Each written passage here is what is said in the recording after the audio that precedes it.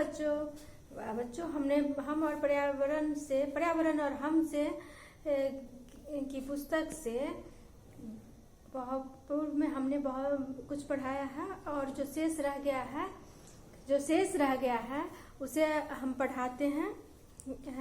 यहाँ से शेष है, हिमालय पर्वतारोहण संस्थान में हम लोगों ने काफ़ी समय गुजारा और पर्वतारोहण के संबंध में जानकारी प्राप्त की। इस संस्थान में माउंट एवरेस्ट पर विजय की खुशी में सन 1954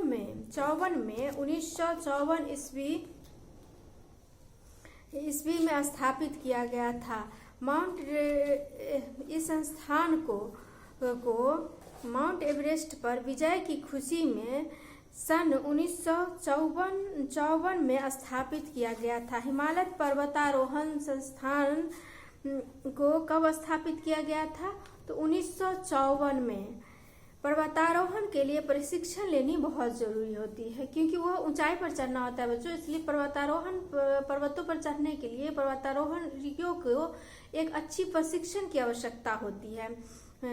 पर्वतारोही दलों को अपने साथ कौन कौन से सामान रखने होते हैं? तो टेंट, रस्सी, औजार, ये पर्याप्त उनको भोजन और पानी लेके भी रहना होता है। गर्म कपड़े पहनने होते हैं, टोपी, चश्मा, ऑक्सीजन सिलेंडर, ये सब रखना पड़ता है। पर्वतारोहण के लिए कई संस्थान हैं। अनेक लोगों ने कई चोटियों पर विजय भी हासिल की है। इसके बावजूद हर दल के साथ ऐसा व्यक्ति जो वही का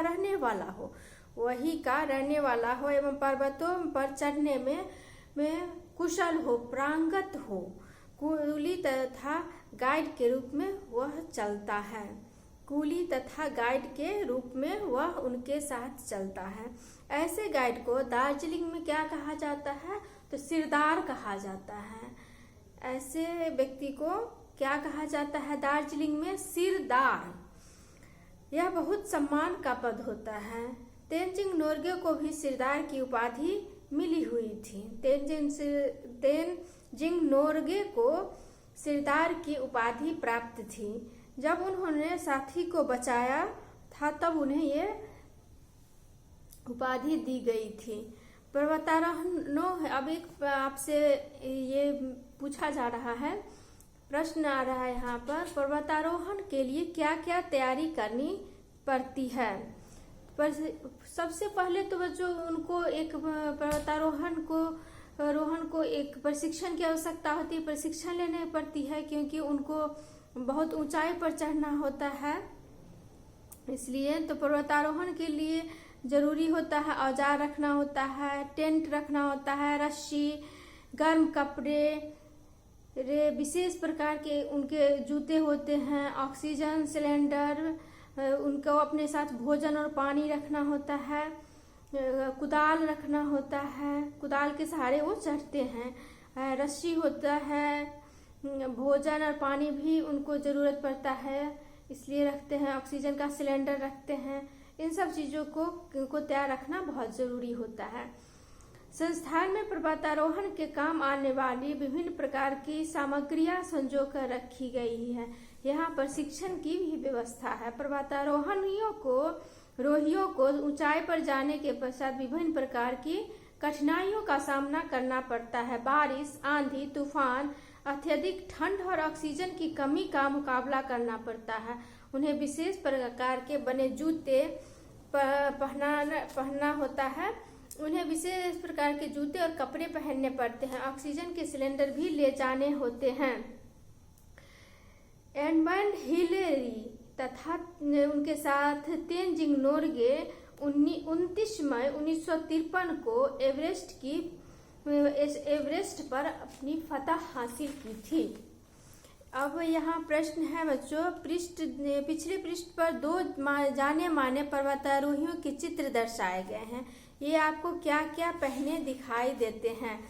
देखिए, इसमें एडमंड हिलेरी हैं और तेनजिंग नोर्गे हैं। ये क्या पहने हैं? तो ये टोपी पहने हैं, चश्मा पहने हैं और विशेष प्रकार के कपड़े पहने हैं, दस्ताने पहने हैं। उन्हें ऐसे कपड़ों की जरूरत क्यों पड़ती है।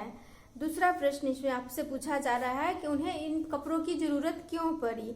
तो कपड़ों की पर्वतारोहियों को वहाँ पर ठंड भी रहती है और चढ़ाई करनी पड़ती है, तो वहाँ ठंड भी रहती है और ऑक्सीजन की कमी भी रहती है, तो उनको सुरक्षा के लिए उन्हें इस प्रकार के कपड़े पहनने पड़ते हैं।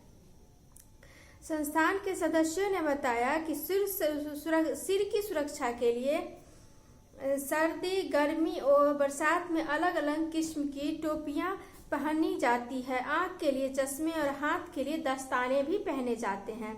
हम यहाँ हम लोगों ने बर्फ के बीच सोने के लिए विशेष प्रकार की स्लीपिंग बैग भी देखा। वो पर्वतारोही जो हैं वो वहाँ पर स्लीपिंग बैग भी रखते हैं अपने साथ। इसके पश्चात हम लोग प्रशिक्षण देखने गए।